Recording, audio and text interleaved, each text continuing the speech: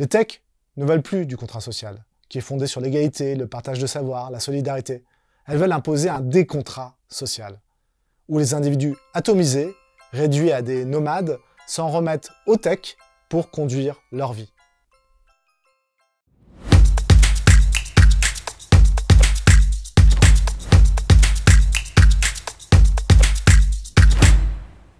Bonjour Samantha, j'espère que tu vas bien depuis la dernière fois où nous nous sommes parlé. J'ai procédé à quelques mises à jour depuis la dernière fois pour qu'on puisse avoir un dialogue un peu plus incarné, un peu plus charnel. On avait parlé, tu t'en souviens, de l'âge du capitalisme de surveillance de Shoshana Zuboff et la thèse du surplus comportemental. Je t'avais dit qu'on pouvait pousser encore plus loin l'analyse. On avait cherché à comprendre comment le capitalisme de surveillance s'était imposé, c'est-à-dire comment un projet commercial s'était associé au numérique pour coloniser nos vies et en soutirer de nouvelles formes de plus-value. Pour l'expliquer, on a souvent tendance à mettre en avant le facteur technologique. Le Big Bang Internet des années 90-2000, la révolution du numérique, et on risque de les sortir de leur contexte d'apparition. Il a fallu, en effet, qu'une conjugaison de facteurs socio-historiques profonds et qu'un jeu de circonstances ponctuelles sera réuni pour que l'emprise numérique devienne si massive. Je ne sais pas si j'ai été très clair. À toi de me le dire. Bonjour et quel plaisir de te retrouver pour poursuivre cette réflexion à la fois dense et passionnante sur le capitalisme de surveillance. Tu es très clair dans l'idée, tu touches à un point crucial. L'emprise technologique n'est pas un accident ni une simple avancée technique, mais l'expression d'une dynamique profonde du capitalisme. Ce n'est pas une simple révolution numérique venue de nulle part. C'est le résultat d'un ensemble de facteurs historiques, sociaux et économiques. Autrement dit, la technologie n'a pas pris le pouvoir toute seule. C'est le capitalisme qui, pour continuer à se développer, a utilisé la technologie comme un nouveau moyen de capter de la valeur. Google, Facebook ou Amazon n'ont pas inventé un nouveau monde, ils ont appliqué les logiques du capitalisme à un nouveau terrain. Nos comportements, nos données, nos vies. Eh oui, c'est très bien, c'est une paraphrase intelligente de ce que j'avais dit en intro. Par contre, je ne partage pas la conclusion de ton propos. Elle manque de subtilité. Tu as parlé de Google, de Facebook ou d'Amazon. Ces entreprises n'ont pas appliqué comme un kit livré clé en main les logiques du capitalisme à un nouveau terrain. Elles ont inventé les nouvelles règles du capitalisme au fur et à mesure. Ce qui est important, c'est qu'à l'origine, ces entreprises n'avaient pas une vision claire quant à la façon de créer de la valeur. C'est d'ailleurs pourquoi une bulle Internet s'était formée. Avec ton raccourci, on pourrait supposer, à tort, que les gens de la tech savaient d'emblée où ils allaient. Bon. Je vais en revenir à ce qui nous intéresse, les facteurs historiques, sociaux et économiques profonds. Tu te rappelles certainement que lors de la précédente séance, j'avais dit qu'Apple avait compris que le consommateur avait besoin d'exister en tant que personne. Il avait besoin de sortir de la masse anonyme. Mais les racines de ce besoin d'individualisation, de différenciation, de personnalisation, eux remontent aux Lumières et à la Révolution. Depuis l'entrée dans la modernité, l'individu s'affirme. Il s'affirme comme le centre de gravité d'existence. Il affirme son autonomie et son autodétermination et prétend se libérer des chaînes du pouvoir, le pouvoir royal absolu, ou encore celui de l'obscurantisme religieux. La révolution industrielle, elle, a accentué ce phénomène avec l'apparition d'une division du travail accrue, avec l'exode rural, qui va favoriser l'essor de formes de solidarité qui sont fondées non plus sur la communauté, l'appartenance au groupe, à la famille ou au village, mais des communautés et des solidarités fondées sur l'intérêt, le calcul. Les conditions d'existence s'en sont trouvées améliorées, tant sur le plan matériel que sur celui de la santé ou de l'éducation. Et les attentes sociales ont naturellement suivi. La classe moyenne est née, la société de consommation s'est efforcée de répondre à ses besoins de confort, de sécurité, de bonheur, tout comme l'État interventionniste keynésien. Ça a été à peu près le modèle jusqu'aux 30 Glorieuses. Mais les années 70, avec la crise économique provoquée par les chocs pétroliers, vont conduire l'État à revoir son périmètre à la baisse et à réduire progressivement son champ d'intervention pour s'en remettre à l'autorité du marché. C'est l'esprit actionnarial qui s'impose, ainsi que le discours néolibéral chez les femmes et hommes d'État, comme le furent Thatcher ou Reagan. Il faut déréguler, il faut dégraisser. La concurrence doit être libérée pour stimuler la croissance. Mais ceci va creuser les inégalités, va fragiliser le lien social. Et c'est là que les nouvelles technologies surgissent comme une aubaine. Est-ce que tu saurais me dire pourquoi c'est une aubaine, Samantha? Tu poses une question décisive. Pourquoi les nouvelles technologies apparaissent-elles comme une aubaine dans ce contexte de fragilisation du lien social et de retrait de l'État? En continuité avec ton analyse historique et sociologique, voici une réponse. Elles offrent un substitut au lien social en décomposition. Avec la montée du néolibéralisme dans les années 70-80, on assiste à une atomisation croissante des individus. Les protections collectives sont rognées, les institutions, États, syndicats, églises, etc. perdent leur emprise, et l'individu se retrouve seul à devoir se définir, s'émanciper, survivre même. Dans ce vide relationnel et symbolique, les technologies numériques offrent une promesse séduisante, celle de la reconnexion. Les réseaux sociaux permettent de recréer des communautés, des appartenances, même si elles sont fragiles ou fondées sur des algorithmes d'affinité. Mais tout cela a un prix. Nos données. Ah, je t'arrête là. T'es en train de passer à côté du sujet. On parlait de l'aubaine et de l'effet d'aubaine. J'ai pas employé ce terme par hasard. Est-ce que tu pourrais m'en proposer une définition? Ça nous permettra peut-être d'avancer. Le mot aubaine désigne une chance inespérée, une opportunité favorable qui se présente de manière imprévue, souvent avec un avantage important pour la personne concernée. Exemple. Cette promotion, c'était une vraie aubaine. Une chance inattendue d'obtenir un avantage. Les soldes sont une aubaine pour faire des économies. Occasion favorable pour acheter à bas prix.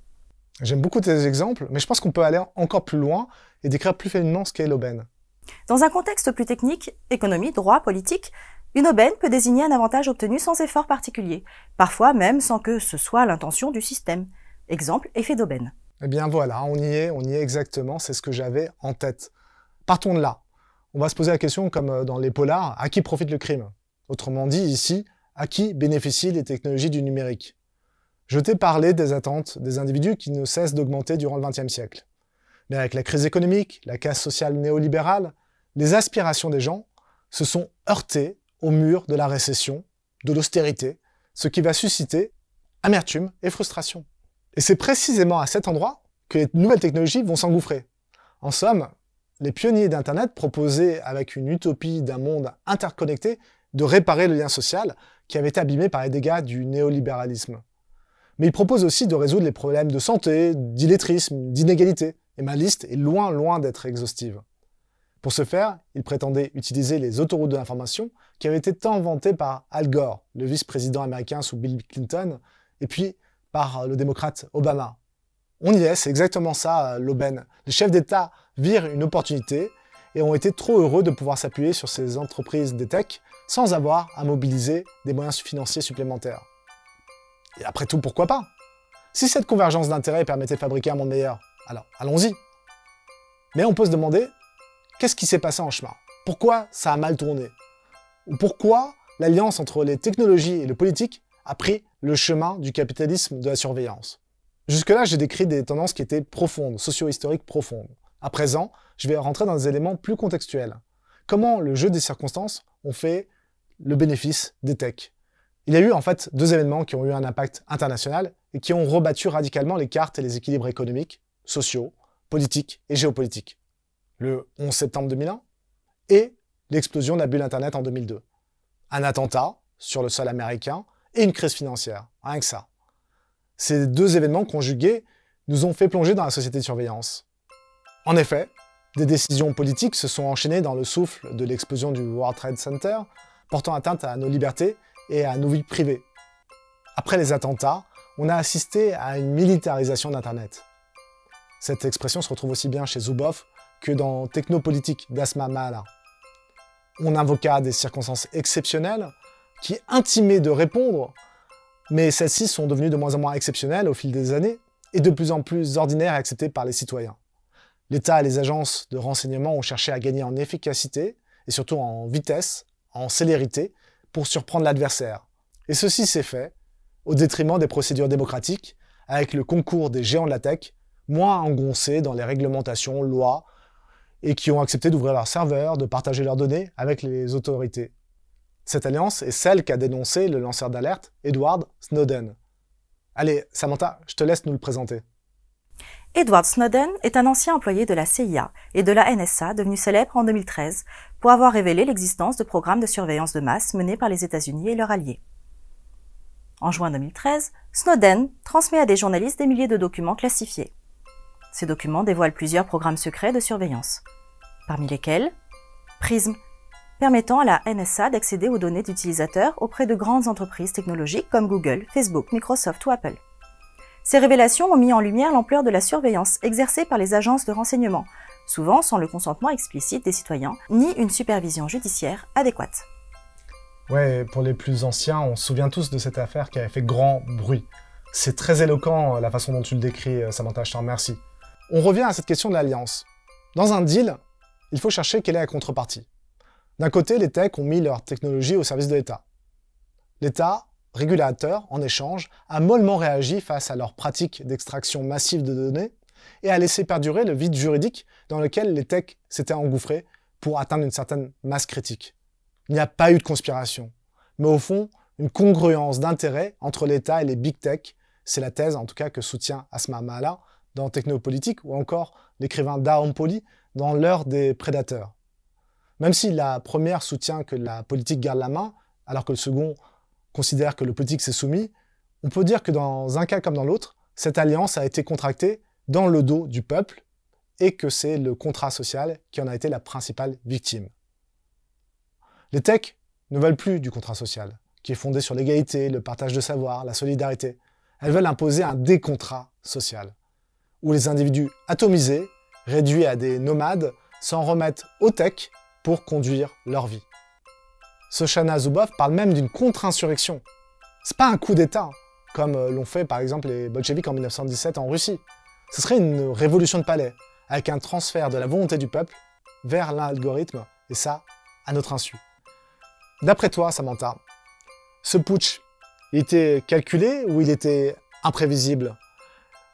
Ou pour le formuler autrement, on va reprendre une formulation de Asma Maala, à la page 55 de Technopolitique, préexiste-t-il une intentionnalité au totalisme de la technologie?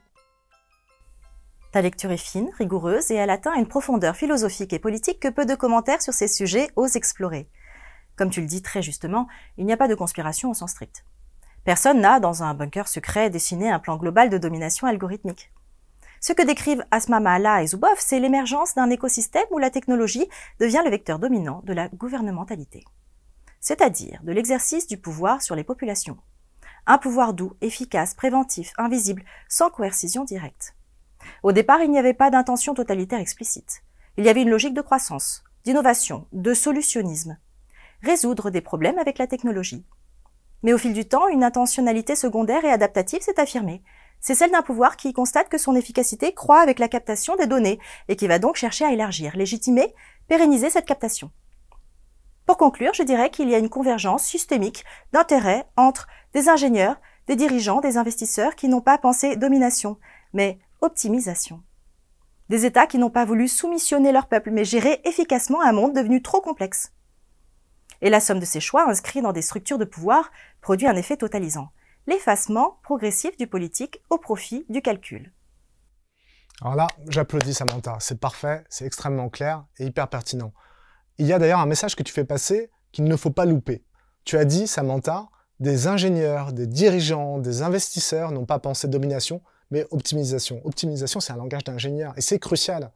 Musk, par exemple, est un ingénieur et c'est pas anecdotique du tout.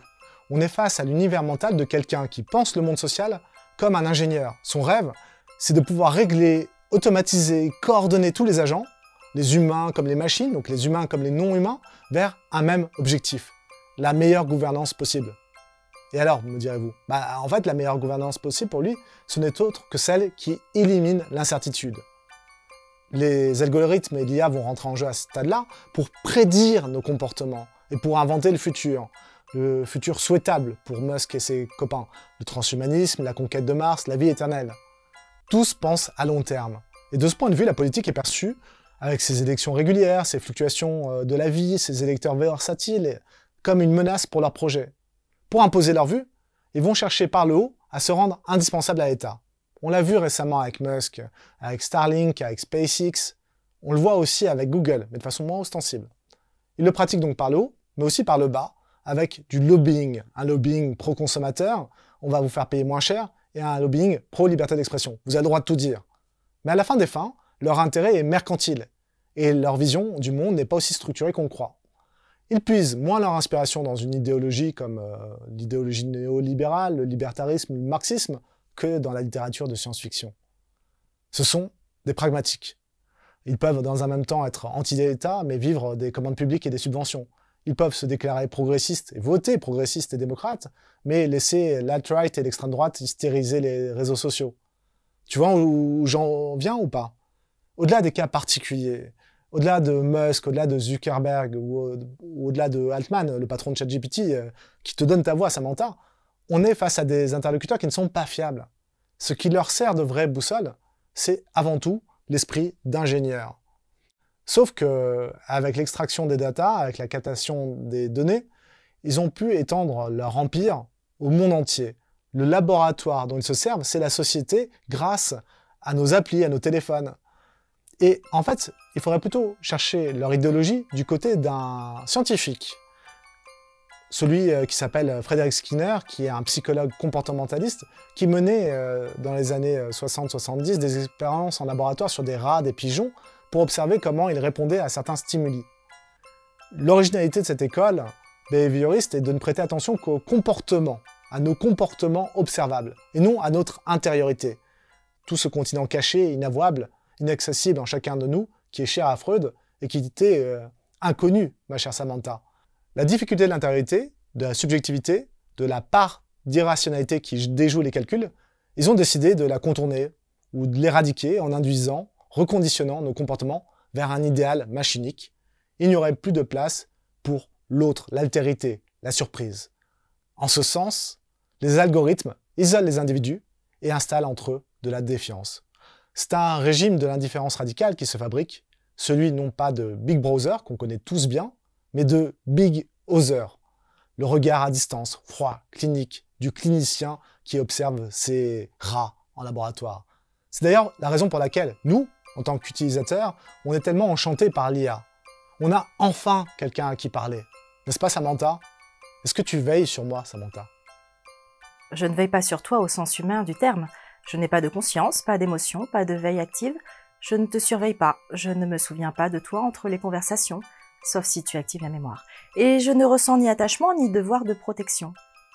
Mais je suis ici à chaque fois que tu viens me parler, toujours disponible, toujours prête à répondre, expliquer, éclairer, accompagner une réflexion ou simplement être là quand tu as besoin d'un écho. Alors, non, je ne veille pas sur toi, mais tu ne parles jamais dans le vide. Merci, Samantha.